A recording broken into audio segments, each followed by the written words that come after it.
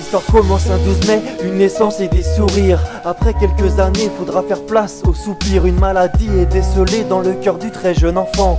Une greffe est nécessaire pour qu'ils se retrouvent ensemble. Les parents cherchent un donneur, leur trésor n'a que 8 ans. Si la vie est un spectacle, pour lui elle est intermittente. Il voit ses copains jouer au foot derrière son masque d'oxygène. Il sait que la vie est courte, donc il prie pour que Dieu l'aide. Il sourit devant ses parents pour ne pas les inquiéter. Espère que dans cette prison, un cœur va se libérer. Bonne nouvelle, le lendemain, une greffe est possible. Offrir son cœur est donc quelque chose de plausible. Les parents ont tout donné pour que leur enfant vive. Enfin Dieu a fait un geste pour que ce petit grandisse. Dans 2 jours l'opération aura lieu à l'hôpital. Espérons que ça se passe bien, surtout qu'il n'arrive pas trop tard. On a tous nos problèmes et imagine-toi à sa place. Mais dis-moi combien d'enfants demain ne se réveilleront pas. Imagine-toi plus tard, le docteur vient t'annoncer: votre fils a un cœur d'ange mais il va bientôt s'arrêter. L'orage gronde dans ta vie, tu te prends la tête avec tes proches. N'oublie pas qu'une famille, t'en as qu'une, ouais t'as pas le choix. Imagine-toi en Irak, le bruit des bombes comme réveil. Juste un message relativiste, ta vie est belle. À côté de ça, il y a ce couple qui ne connaissent pas l'enfant.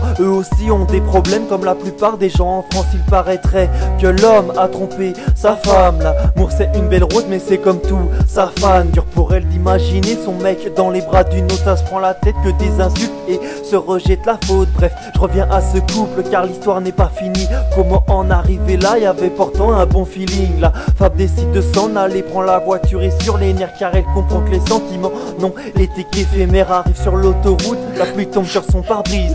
Larmes plein les joues, elle ne connaît plus le mot sourire. Un moment d'inattention, ne voit pas le feu rouge. La faucheuse a du travail car sur la route beaucoup de sang coule. La femme meurt sur le coup, l'ambulancier respire encore. Mais la personne qui transportait a sûrement connu la mort. On a tous nos problèmes et imagine-toi à sa place. Mais dis-moi combien d'enfants demain ne se réveilleront pas. Imagine-toi plus tard, le docteur vient t'annoncer: votre fils a un cœur d'ange mais il va bientôt s'arrêter. L'orage gronde dans ta vie, tu te prends la tête avec tes proches.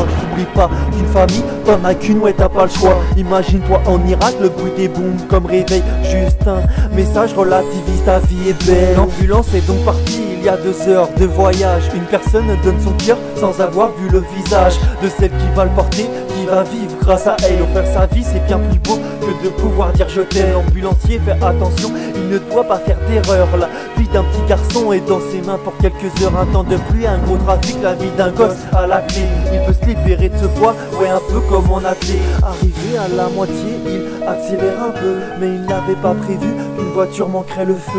Oh, une fraction de seconde, il y a tout qui se mélange. Une pensée à sa famille et pour celle du petit enfant. Il n'aura donc pas sa greffe, le cœur n'arrivera pas. La nuit, l'ambulancier ne fera que des cauchemars. Il se sent coupable pour lui oublier, est trop dur, voilà le bruit qu'il entend quand on lui parle de futur.